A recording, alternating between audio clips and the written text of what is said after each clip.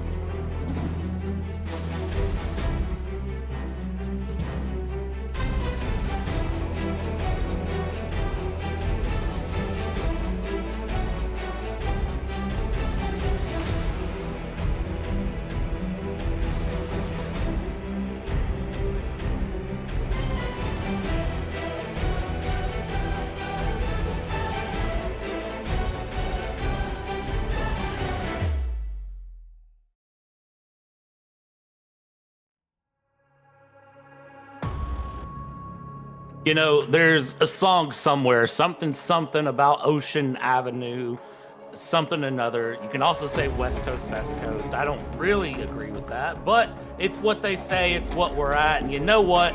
We're in Long Beach, California. It might be virtual, but this is a track that's been around since 1975. And when you see the F1 calendar show up every once in a while, and of course, IndyCar makes this a prestigious setup. And then when Acura throws their name on it, you know that this track is going to be fun. You know it's going to be enjoyable. And this is going to be a good night. Welcome, everybody, to Simu Nation Sprint. It's the Porsche Cup here, coming at you from Long Beach, powered by NOX Gaming and Wolf Sim Racing. NOX Gaming powers Simu Nation's Porsche Cup Championship. Shop for all major sim racing brands under one roof, and NOX Gaming also offers PC building services throughout Canada. And then, of course, WolfSimRacing.com. Wolf Sim Racing builds the high-end gear that will make the difference. Precision engineered dashboards and mods designed for the ultimate performance. Don't just play the game, live it. We're into round number 5. We're on the back half of the season. Of course, if you were with us 2 weeks ago with the Red Bull Ring, you saw probably some of the craziest racing I've ever seen. And of course, a month ago, it was Zolder, and 2 months ago, it was Mexico City, Road Atlanta. But man, I can't get over 2 weeks ago at Red Bull Ring. I know Long Beach is going to be great. And then, of course, we round out the season Zandvoort, Willow Springs, and then Daytona. And here's where the point standings are right now after that wild Red Bull Ring 2 weeks ago. It's Phil Bouchard, no wins, but top of the board over Anthony Landry, David Lamoureux in P3, Patrick Archambault in 4th, Kevin Norris in 5th, and Lasha Rite with 2 wins down in 6th place in points. Mosley, Baroque, Janesk, and Boyer, the top 10 here in the points. And what do you say, Jacob, about the second half? The second half has to step it up when we get to the back half of these tracks. If you want to break into that top 10, you got to get past Guillaume Boyer at 10. Laporte is close. Maisonneuve, Vincent are extremely, like, they need to start maximizing these points to get into the top 10, but then they got a long way to go to get past Jeunesse.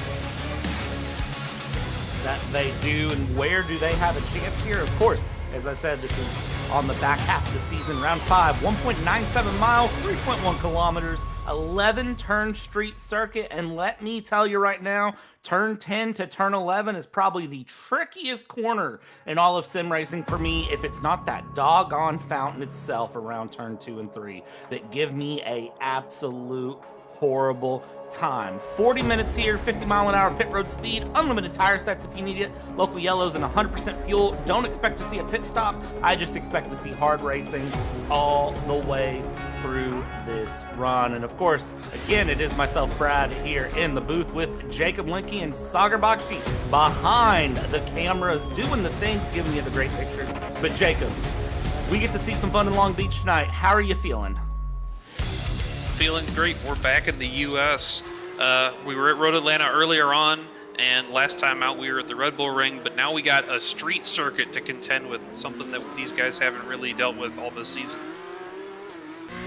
You know, Red Bull Ring 2 weeks ago brought us some of the craziest racing. It was one of the most, I said it last time out 2 weeks ago, and I'll say it again. Red Bull Ring is one of those tracks that I think anyone can get on and get up to speed on and challenge. And we saw 5-6 car battles the whole time. I have a feeling this race is going to be truly just a test of bravery. How brave are you here out of the fountain to get towards those walls? How brave are you through 10 and 11 to really sweep that car around? How brave are you to take it down the straights? I think that's going to be the key to tonight. I don't think we're going to see as much similarity in pace as we've seen so far this season.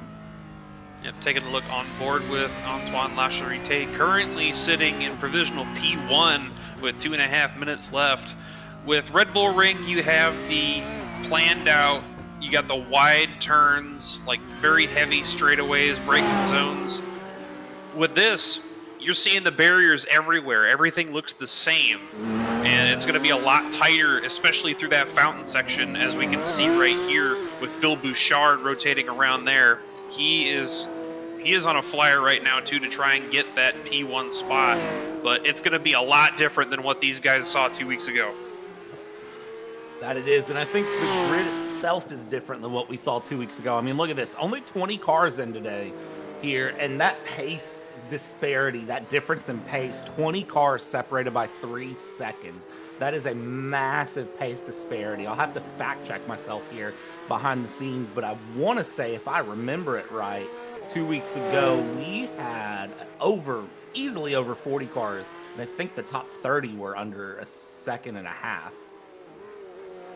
It gives everybody a chance to run and get within the toe of the cars behind. But this one, it's so broken up by these braking zones and turns going around the.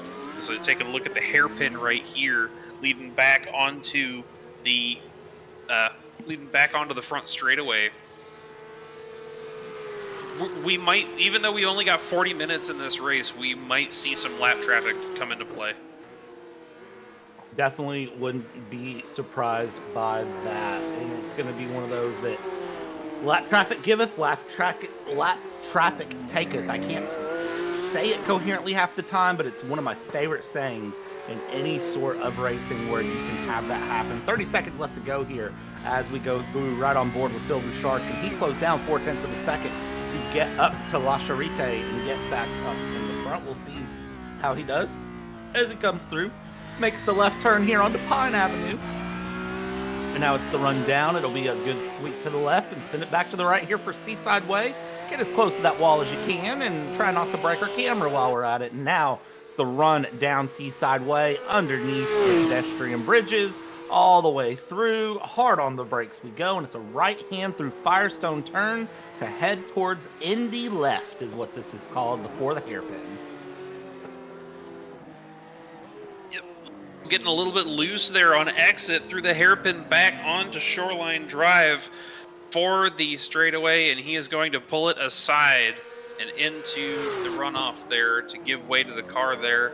That's now we're looking at the 312. That's Arnaud Jeunesse. He has had a good season as well up to this point. He has. Jeunesse has been looking pretty decent here, and I'll be interested to see where Jeunesse can be in terms of results. Jeunesse currently sitting P9 in the standings and has had a very, very good run so far. Just a bad round 3 kind of caught him off guard, unfortunately, for Jeunesse. A bad round 1 and a bad round 3, honestly, I would say, is what has caught Jeunesse off guard. So we'll see how that plays along and what can happen here to really give the big boost going through across the line, not able to find any time, but certainly looking competitive here as qualifying ends. Well, qualifying is coming to a close. There are no cars left on track, and I think that is going to do it for the session. Do you want to take us down the running order? Yeah, let's knock the running order out here and go down and take a look at qualifying results, get an idea of where the spread is, and then we'll go down the grid here as we go. It's La Charité and Bouchard that'll be starting out our front row here for the standing start for your Simu Nation Sprint. Then going through that, Lamoureux and Aron Jeunesse, third and fourth. It'll be Jesse Mosley Jr. there in P5 with Kevin Norris in sixth place. Simone Seguin in P7. Jael Parent in P8. From there we go Tommy Bork and Jean-Denis Quinov in P number 10. Olivier Languedoc in P11, Kevin Lord rolling off P12, Dominic Cruteau 13th, Ben Gagnon in 14th, Sebastian Delage 15th, Valentino Giganov in 16th, Francis Trofal 17th, JF Lassard in 18th, Christopher Saint-Pierre in 19th, and rounding out the 20-car field will be Johan Morency. So here's going to be the big key to this race, taking a look at it. I think the big key is going to be get clean through turn one. And I think if our leaders can do that coming out into Toyota, I think if they can nail that left turn of Toyota and sort themselves out before Fountain, I think they're going to be okay. It's going to be the mid-pack that I really worry about going through Fountain that are going to kind of make me a little bit nervous, because that is where I think we're going to really see the biggest heartache coming through for this Grand Prix around Long Beach as it goes. I mean, it's 40 minutes of racing, so anything can happen, but anything can and anything will happen, and that's going to be the big thing to watch here as we wait on two more cars to take the grid. Another key is going to be getting and maximizing your exits onto the straightaways as we get lined up here. The flag is yet to come out, and we're getting ready to go for 40 minutes here. And wait for it. Wait for it. Barney's got the flag.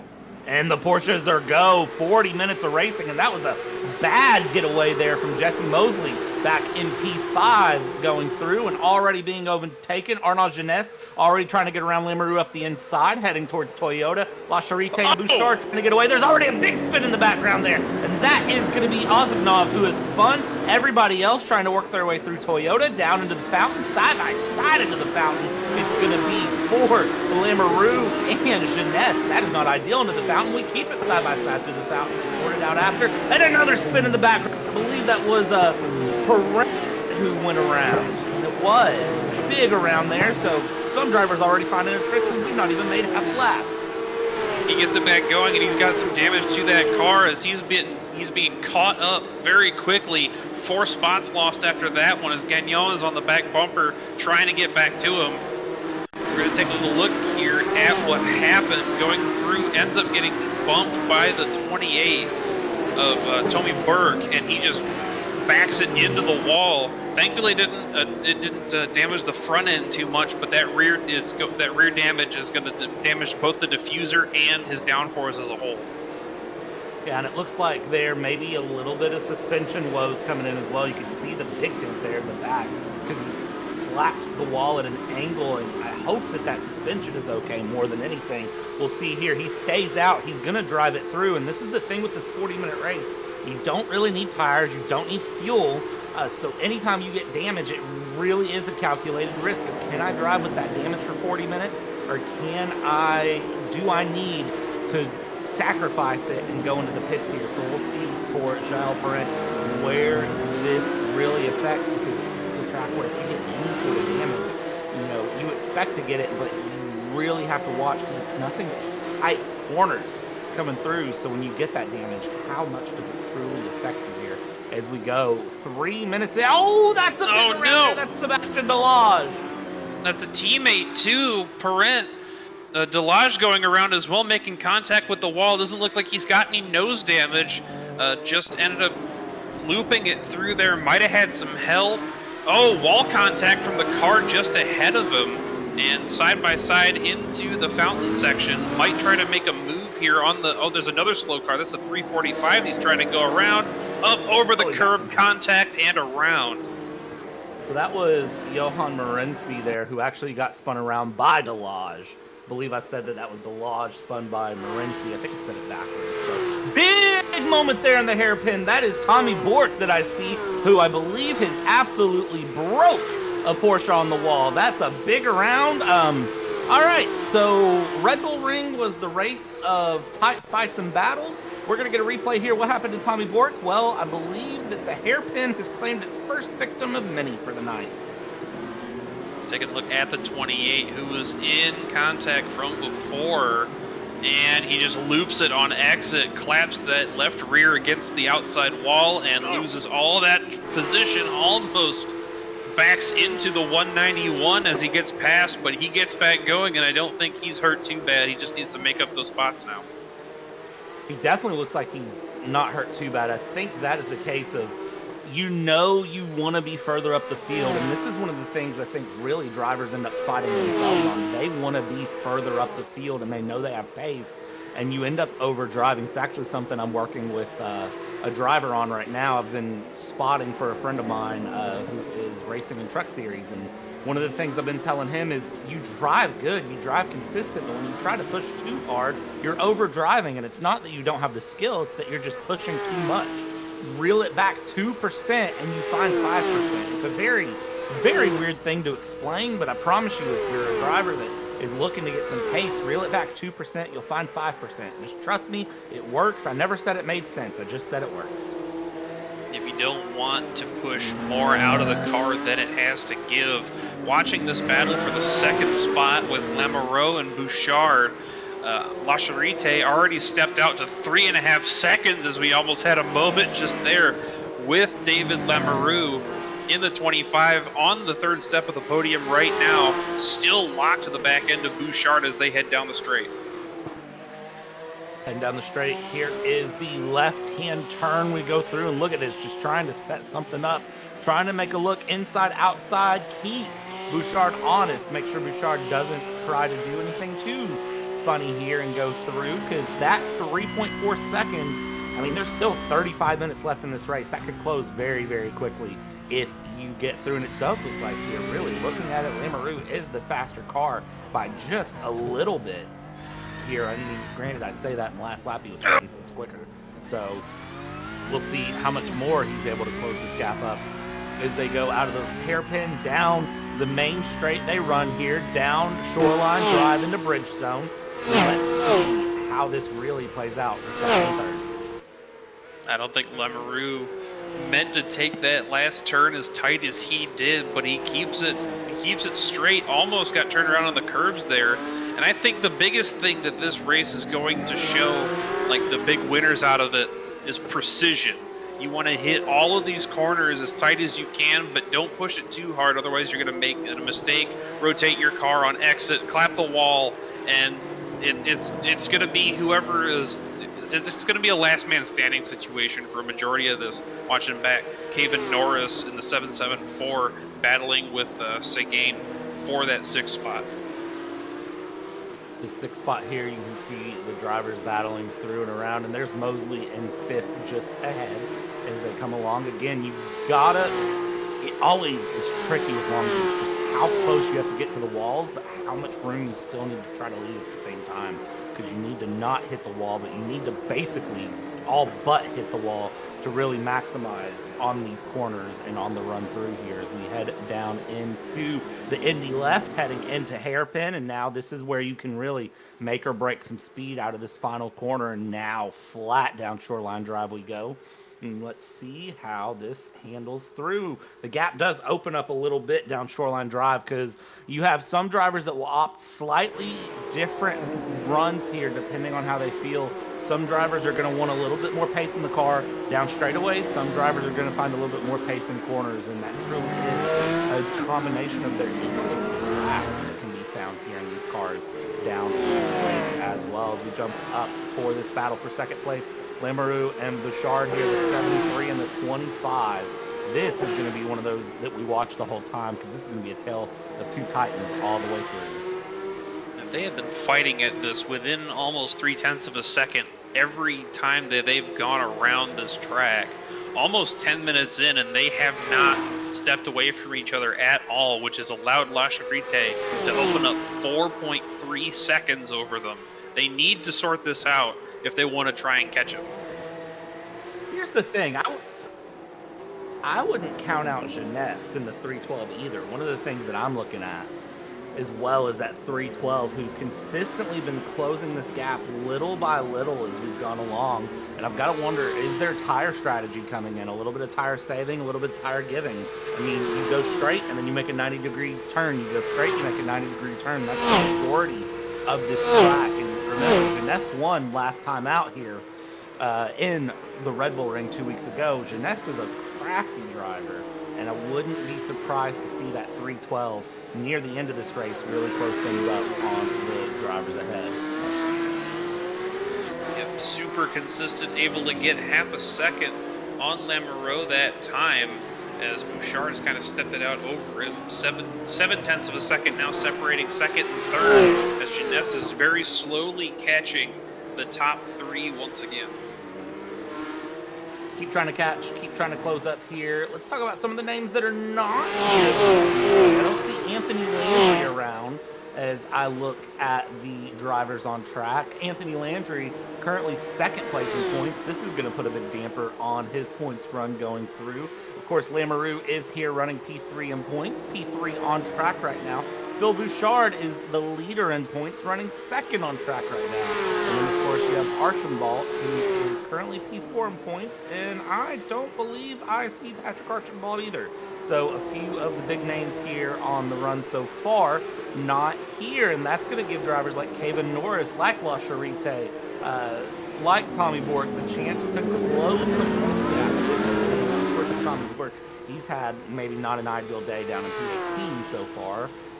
So he's not going to close up as many points as he would like to, but it is going to be important for the drivers that are here in that top 5, 6 in points to have a good day and close things up as they can. Jesse Mosley also included in that, who's currently running P5.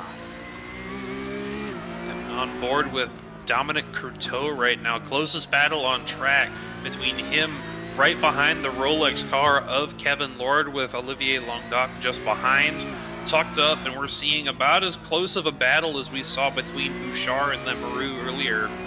Courteau up 3 spots, Lord up 3 spots. Languedoc is going to want to try and advance his position. He has not gained any spots, and he hasn't lost any either, as they're rolling through the sector here, and they're turning onto Seaside just now. This is continuing down underneath the pedestrian bridges, and it's going to be close for the next 30 minutes that we're going to be on track. That it is. Hard to believe that we're already a quarter of a way through this race as we go, and that's going to make things very, very exciting, because again, if you've done any tire saving here in the first 10 minutes, it can really benefit you coming through as we go along in this run. Checking back in here with Courteau and Kevin Lord, they continue, and watch out for Languedoc behind. I think Languedoc can close in a little bit as well and have a bit of a good run and try to get past as well into the top 10. That would be a great result for that number 35 car, but that number 69 car is looking very nice right now. Just trying to run through, trying to get a pass on the Rolex car. Checking in on a battle a little bit further up in the field. This is Kevin Norris trying to defend from Jesse Mosley and Simon Seguin, who we've talked about. Of course, the two teammates there of Mosley and Seguin going through, with Kevin Norris right now in that 774, looking fairly good. I think I see some damage on the back end of Jesse Mosley there, as we see Kevin Norris was running in that position, and it looks like, Mosley just kind of let him by. Might have clapped the wall a little bit further back, but Kevin Norris has cracked the top 5 as a result. Yeah, that was definitely a little bit of contact there that came through, and as you said, Kevin Norris up in the top 5. We'll see how that rear end damage affects Jesse Mosley here going through, and that'll be an interesting one to watch here, because that is The thing with street circuits, they're so close, things can just kind of go crazy here. Lord and Grateau and Languedoc and Benjamin Milan all coming through, going through with McLaughlin in the mix there in P12. Christopher St. Pierre, another 10 seconds back behind them. But this 4-car battle, very similar in pace. And I got to say, do you want to be the car leading this group, or do you want to be the second car in line following? I think right now, Kevin Lord is probably very happy to be there, even though usually the answer would be the other way around, because it is just so much of a narrow track that you've got to watch out. La Charité, 6 seconds up to the good here, and I got to tell you what, Jacob, I don't know if La Charité's even looked back yet this race. I think this is just time trials for him. Something we've seen time and time again over the course of this season. He just steps out and he's upwards of 6 seconds ahead of Bouchard right now. And if he keeps up this pace, he won't need to save any tires because he'll have as big of a gap as he needs to take this win altogether. As we're looking back at the battle of Haven Norris and Jesse Mosley, back to the closest battle on track between Cruteau and Lord. And to answer your question, we were looking at this last time, I would rather be the car in front because of how narrow this track can be at times. You limit the places that you can get past at. Give them a little bit of an opportunity on the straightaways, but as you're going through the tight turns, it's better to line up behind somebody and follow their line as opposed to trying to 100% agree with that, because especially here at Long Beach, I think any other track I would prefer to be the attacking car, but Long Beach, Monaco, those style of tracks, I very much flip the script, and I would like to be the car ahead because it can be hard to pull a pass off. I just want to talk for a second about La Charité. Didn't start round 1, didn't start last time out round 4. Round 2 and round 3, let's talk about these results. Won by 15 seconds over Anthony Landry in round 2 at the Road Atlanta course. Round 3 at Zolder, won by 15 seconds over Phil Bouchard. Is this going to be another get out to 15 seconds and then just manage sort of run, or is it not? Because right now the gap is only 5 seconds, 5.5 seconds up in the front, and that's kind of one of those that you look at that and you go, okay, so La Charité in 15 minutes has not ran out nearly as far as we would expect. And actually, look at that gap. It's closing. It's under 5 seconds now. What? And now it opens a little bit. So that is going to be an interesting one to watch, because if Bouchard has a good run here and Lamoureux follows, and if La Charité, it's difficult to stay mistake-free for 40 minutes around Long Beach. But if La Charité can do it, and if anyone can, it's him, I still don't know if that gap is going to really go further than 5 seconds. Well, the difference between those tracks that he won at by such a large margin and this one is that you're constantly having to back it down as you get further on these tires, because you can't hit the same braking points, you can't hit the same entry. You just need to make sure that you don't make contact with those barriers, and if it's sacrificing a little bit of time to get around, that's going to be the key to it. And another thing to note, La Charité stepped it out as fast as he could, like he did before.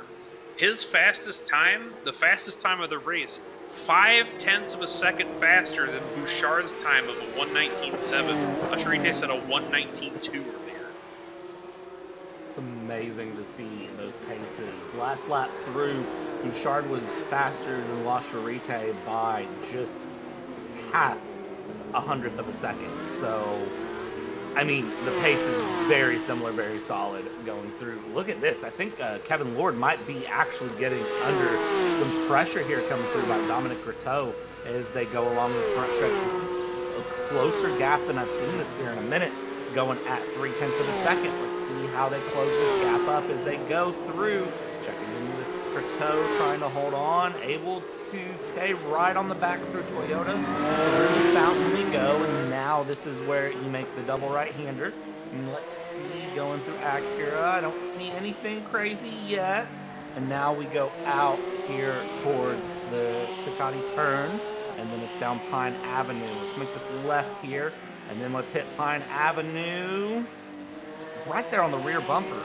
But it's going to have to really brave it out for a sin. We've seen them close all race long to this point. Courteau, this is the closest that he's been to Lord on the straightaways. They've gotten close in the corners, and I think Courteau was trying to put a dummy on Lord to try and defend there, but he didn't bite, and that's going to be key if he wants to keep this 9th position, is you need to maintain control of the car that's behind you, because they can't pass when it's only 2 cars wide in some sectors. Yeah, it's very much a good set for Lord here to be defending, and for Courteau, you're gonna have to make the move at some point. You're gonna just have to kind of buckle it up and go for it, because the thing that I really see here for Kevin Lord is, if you just run the racing line the whole time, you have no problem. Not a care under the sun at that point, because there's nothing that can be done from Courteau to hold that along. Let's see here. A little bit of a checkup from Lord. They were going through the fountain section. Courteau had to back off as well, which has brought Long Dot into this battle as well, and he is within 0.6 of a second behind Courteau. And the longer Courteau stays behind Lord like this, the more he's going to have to back up, and the more at risk he's going to be of leaving that position open, as he almost makes a move on Lord. Bumps, got a nose in there right behind the 125, and we are still in sequence. So I think we agree at this point that Courteau is faster than Kevin Lord, but I think Kevin Lord is just really seeing how wide this Porsche car can be, and really just how wide this Long Beach circuit is. And those numbers are very similar at this point, if you ask Courteau, because it's very challenging to get past here. Now Languedoc, as you said, is right in the mix as well. So now Courteau is the meat in the sandwich, and this is a big problem for them. Is for Courteau, is if you go for the pass on Lord and you fail, giving up a position to Languedoc. Again, the same thing we've seen time and time again. Multiple cars similar in pace. You go for one, you lose two. You go for one, you lose one. It's a matter of taking. When you go for the move, we know Courteau's going to make it. Kevin Lord, it looks like, is very slow through the fountain, and that is really giving Courteau a run here as we head out down towards Pine Avenue, and that is going to be what's so important for getting that pass done. And I think to the benefit of Lord and Courteau and everything is that they've been constantly battling for half of this race. We see it every race with Kevin Lord and 3 or 4 different cars running around each other. They're constantly looking for ways to get around. They're constantly looking for places to make that pass, racing around each other. It's not to a point where you're just racing yourself around this track. You're able to learn from the guys around you and make those moves. And I think Kevin Lord is throwing up one heck of a gauntlet for Courteau right now. Here coming down through Indy left, heading to hairpin we go yet again. This is where Courteau needs to try to set it up, and that's a great attempt, but that might have been too great of an attempt. So let's see how that affects Courteau. Did that give the closure, or did that open things up for Languedoc? And it looks like that did indeed give some closure. There's a good run here. Down Shoreline Drive we go, and now let's head down into Toyota here. This first left-hander to head towards the fountain. Gaps still hovering around 0.3, closing to a quarter, closing to 0.2. Out of fountain again. It's a little bit faster, Courteau, than Lord through the fountain. Now we hit the double right-hander here, and this is where it sort of simmers out for a second, because you end up through that slow section through the fountain, having to follow single file behind, and then you just don't have enough momentum out of that section to really make the difference. You've got to set it up and set it up well. And unfortunately, even if you set it up well, it's hard. It's very hard, and, well, we see what that creates. And Courteau getting pinned behind Lord for a lot of that middle sector, the tight turns, it gives him time to think about where he's going to make his next move, because there are no opportunities through a lot of those turns to make a pass on any cars, let alone the one that's been just in front of you for over half of this race so far. And Courteau, he is going to make the move by the end of this one. It's just a matter of when, as he makes an exit, and that allows Lord to step out a little bit. He might have lost it there. Looks like a little bit of a wheel slip there coming out of the final corner. And again, this will close things, open things up to the front, close things a little to the back. Kevin Lord earlier on the brakes there into turn 1 than we've seen him. I wonder if that's just not having the pressure of the car behind Coteau, because all of a sudden, look at this, Coteau closes that gap right back up to 0.4 of a second. So Coteau really pushing this car. Carrying a lot more speed through that fountain, faster than some of the other drivers that we've seen through that through that end of the first sector. Like, he is flying through there almost to his detriment because he has to keep hitting the brakes to avoid from hitting the 125 each time. Yeah, I mean, it's really one of those just going through and doing everything. I'm very, very impressed with how they're running, but I'm really waiting to just see how this ends, how this goes through, because I worry about the fireworks show of frustration from Coteau trying to get past Lord and then going for kind of a lousy move, if you'll call it one, and it just resulting in a problem for both of them. I don't see that happening at this point, but Coteau has been behind for 25 minutes and counting now of this 40-minute race. Normally, I wouldn't put it past some drivers to make that low percentage move and try and get themselves past a driver that they've been fighting with a lot as they're coming up on lap traffic. That might be the opportunity that Coteau gets to get past Lord as he pulls out of the way, but it slowed Lord up through the fountain again. From what I've seen these past few races, as we saw Coteau slide it through there over the curbs to try and catch up a little bit more speed. From what I've seen these past 4 races, this isn't a place that promotes dirty driving. It's a place that you're able to watch good battles, learn clean lines from the drivers around you. There's a great level of respect and respect for competition in this league, and it is great to watch week in and week out. It really is. It's so great to watch here going through. Watch those lap times up front here as well. Look at how that time has stayed fairly consistent for Bouchard. 119.5 to a 119.8. Best lap 119.5, last lap 119.79. But for La Charite, last lap 119.669 and a 119.217 is the best time. So those last times, I mean, you can see it's really through. Only the top 2 in the 119s. So you got to watch a little bit. Norris a little bit faster than Jeunesse last time through as well. That gap from P5 to P4 is 3 seconds. I'm curious to watch in the final 15 minutes if that closes here as we go through. This is one that, again, you know, Long Beach presents challenges, and I'm just curious to watch and see what gaps open, what gaps close. Gap closing down to 6 seconds between La Charite and Bouchard. Again, it was 5 seconds. It was up to 7. Now it's down to 6. It's fluctuating a little bit here and there for them. We'll see if La Charite can keep this going for the next 14 and a half minutes. You've got to make sure that you finish out strong. Watching another battle that has developed on track, JD Conville trying to catch up to Simon Seguin for the 7th spot. Haven't seen these two battle out too much. Seguin hasn't gained or lost any positions. Conville started in P10 and is up 2 in the 8th spot. So they are within a second on track. They're the only other cars besides Lord and Coteau that are that close as of right now. And we will see if the 11 can catch up to Seguin to try and make a move before the end of this one, as we have 14 minutes left on the clock. Last time around the circuit, their lap time has been practically identical. Really, a lot of where I'm seeing the challenge coming is the fountain, and it's who is taking how much curb on the fountain. And that's what's been really determining things going through for several drivers' laps. I mean, we saw it with Lord Coteau. That was one of the big things for letting Coteau gain time over Kevin Lord, was going through the fountain. Dominic Coteau willing to take a little bit more run through. I'm curious to see how much curb in the fountain La Charite is taking, really going through, because I bet that is a very, very interesting line being taken through the fountain here.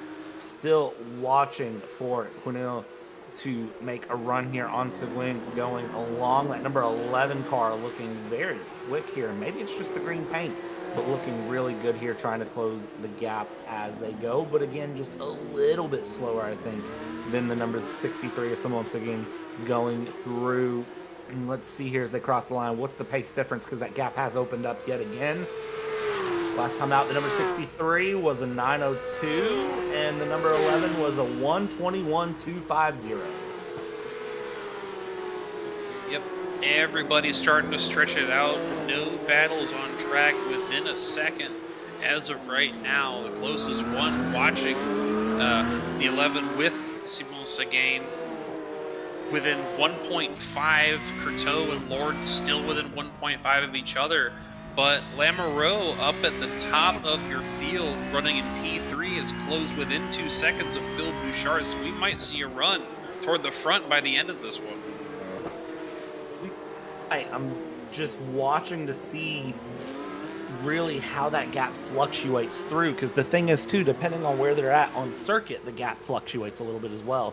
Through the slower sectors, it seems like it really closes itself up as it has to calculate that gap, and then as we get through the flowing straights, that's where a bit more comes through. So I'm really curious to just watch that go back and forth and around to see where things go, because again, you can see it right now between La Charite and Bouchard. It's 6.9 between Bouchard and Lamoureux.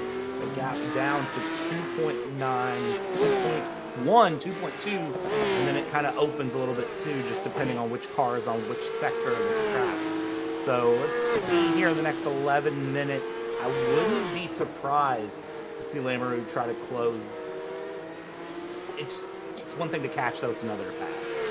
He's pulled back almost a quarter of a second to Bouchard, running through here as we get onto that straightaway once again. Yeah, he is closing in. He's caught up over a quarter second just now, and is almost within a second and a half of the 73. So Lamoureux is stepping it out, trying to get back to that second position to get that spot from Bouchard, but La Charite, I think, is going to be a lost cause for anybody behind right now. Yeah, if La Charite, unless La Charite falls off the proverbial cliff here, I think La Charite is in a really good position going through, and it's just going to be a matter of holding on to it here. Lamoureux to Bouchard, again, that gap is down to 1.6, 1.7 seconds going through, down into Toyota. We go towards the fountain, and again, you can see that gap just sitting in that 1.6 second mark, and last time through, a 10th faster Lamoureux over Bouchard, so still some time to find there.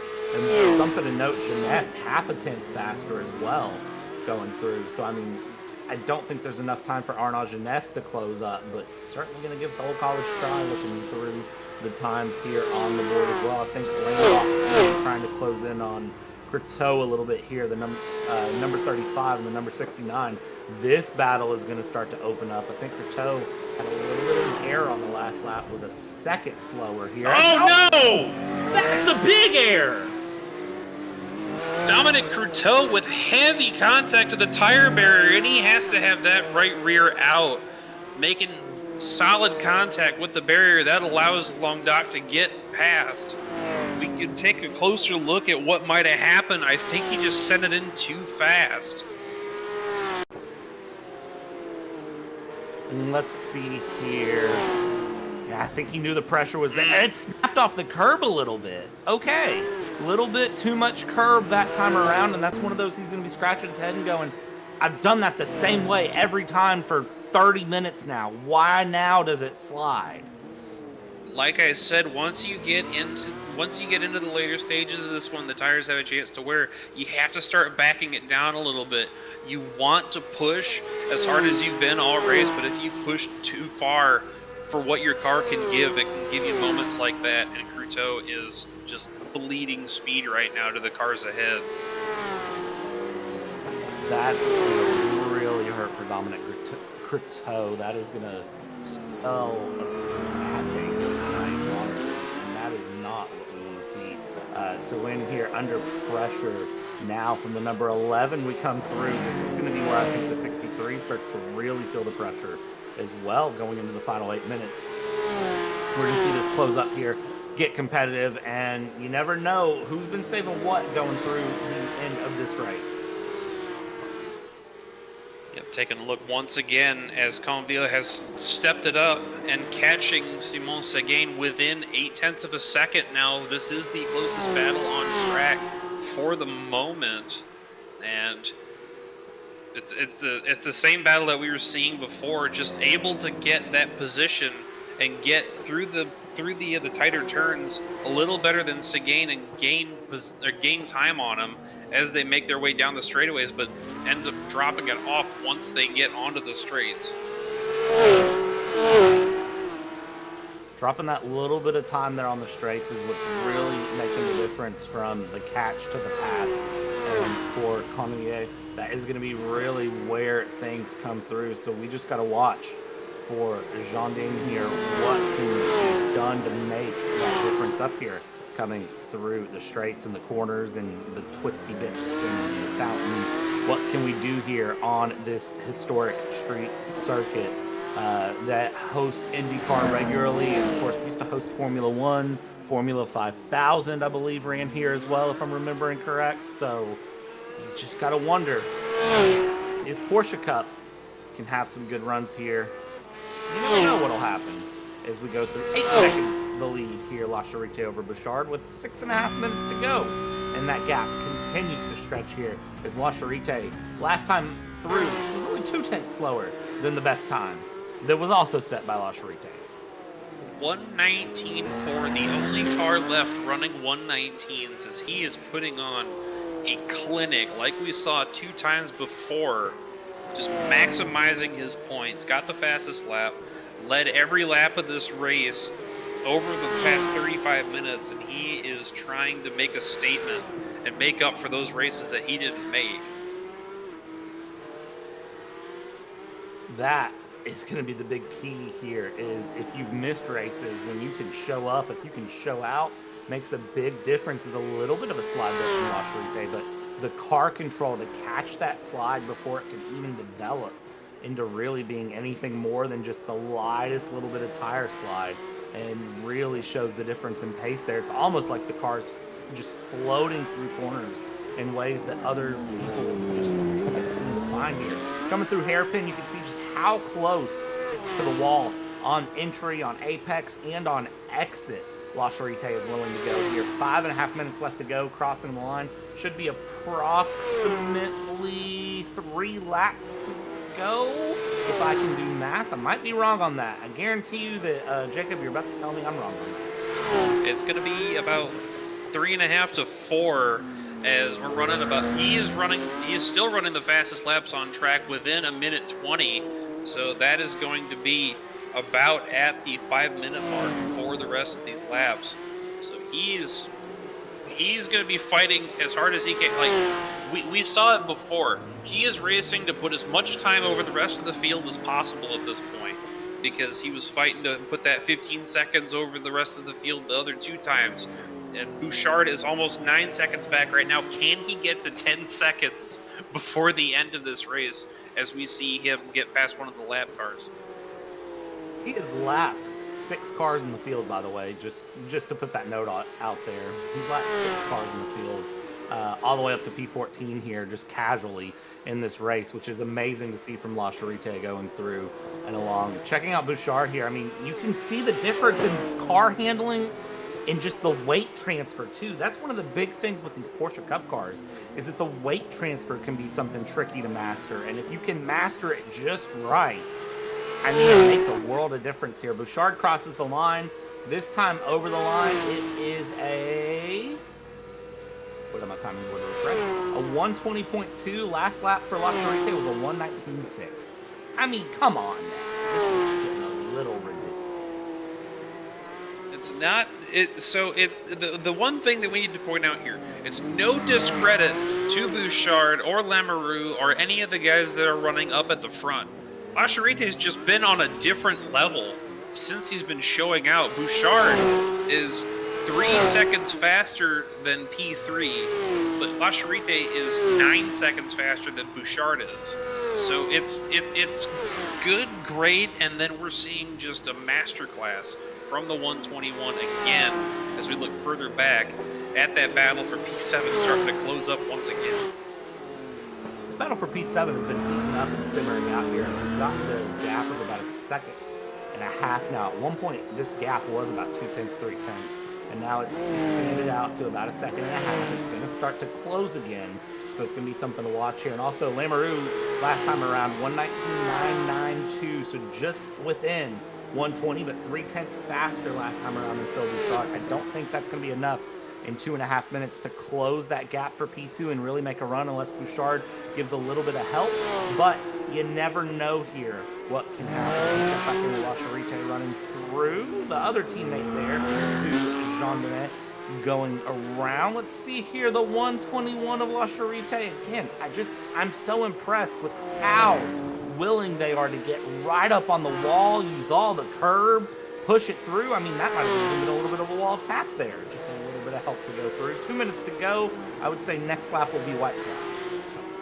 Yep, so far ahead that even the small wall contact might not matter with 2 minutes left to go, but you still have to get around here clean through the rest of this race.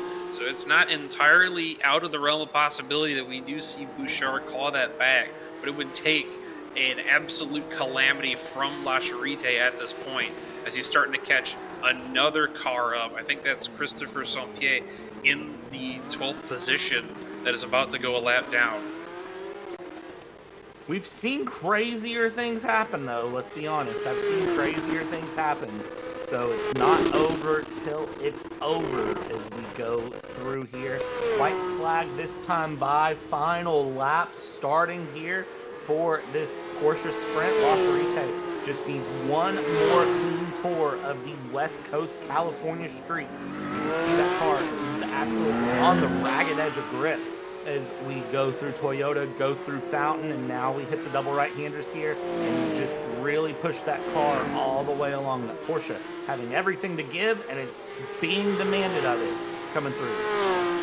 La Charité has been on fire. Every race that he participates in, he has just run away with it completely, and it kind of leaves us lost for words at how much he's putting on these guys. Imagine what it's doing to his competitors as he's halfway through this final lap with 30 seconds left on the clock. La Charité, again, we have to talk about it here. Currently, P6 in points has 2 DNSs out of 5 rounds, but every other round it's been a 15-second win. This will be the first sub 10-second win as we go through the hairpin here, getting onto the back of the 21. The 21 of St. Pierre pulls out of the way, and for La Charité, white flag is out. Do we get a bonus lap? Did we get played and we get a bonus lap? For the 119.9, I think we are 1 lap to go as La Charité crossed the line with about 3 seconds left, and everybody else who's going to be crossing it is not going to be happy about that one. La Charité ending up putting St. Pierre that 1 lap down as he has almost lapped half the field to this point.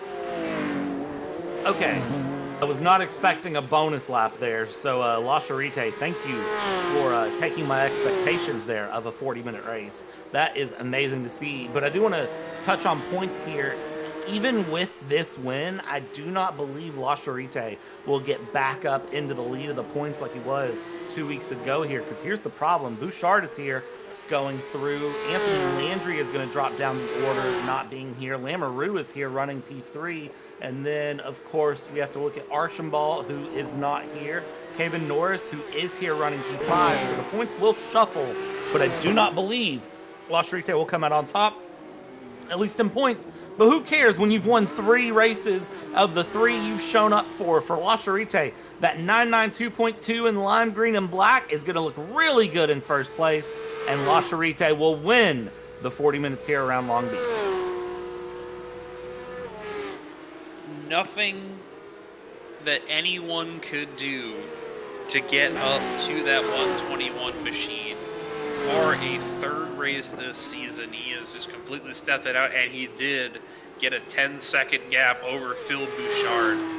Consolation for Phil Bouchard, he maximized the points that he could get to be able to extend that points lead, but La Charité is charging hard up the standings. I can't remember if I said this earlier, and if I didn't, we're going to pretend I did. If he didn't get past La Charite in turn 1, it was game over from the start.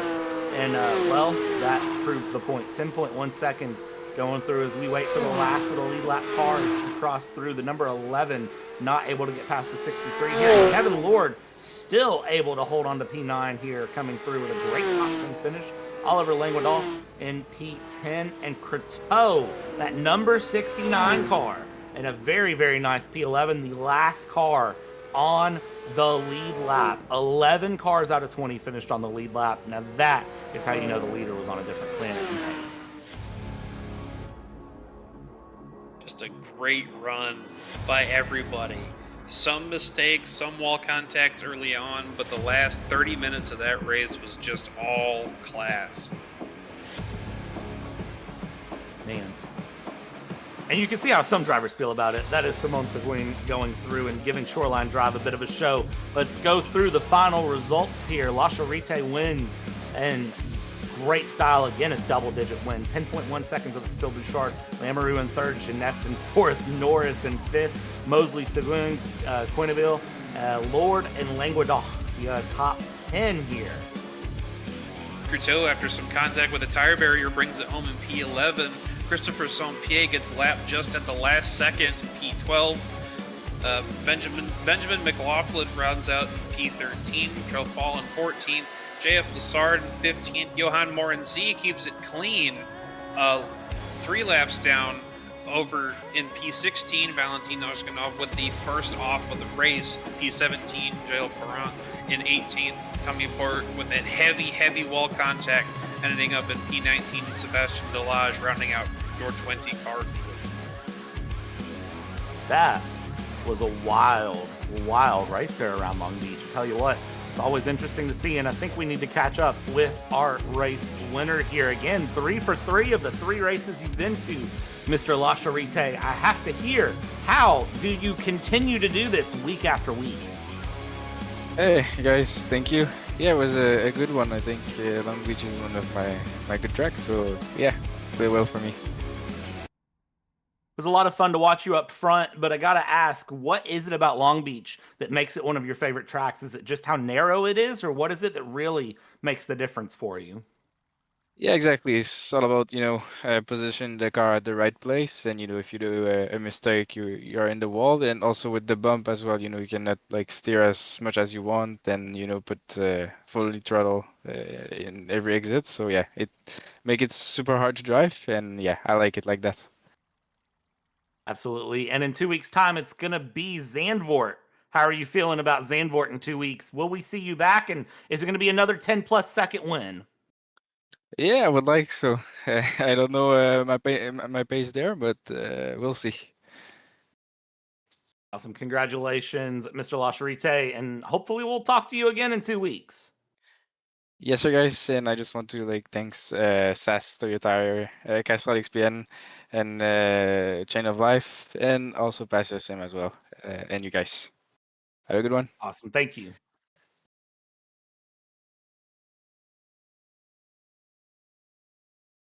All right. Well, I think it's been a fun night. Any final thoughts here, Jacob, before we send this one off into the sunset? Yeah, we saw another masterclass by Antoine La Charite, just stepping it out on the rest of the field. But he's going to have to readjust because we're going from a street circuit to a purpose-built track for close quarters racing. And I think that it's going to be a rude awakening for a lot of the drivers that had some issues here. They might be able to pull it out when we get to Zandvoort. We'll find out in 2 weeks' time. It's going to be an exciting one, and I certainly hope you'll join us. On behalf of Sagar, who's brought you the beautiful production behind the scenes, on behalf of Jacob, who's helped me out with making sure that this wasn't just a boring monogram of the day, and of course, myself, Bradley, here. We've taken you start to finish. Be sure to join us in 2 weeks for the next round, where we'll take you start to finish yet again. Good night.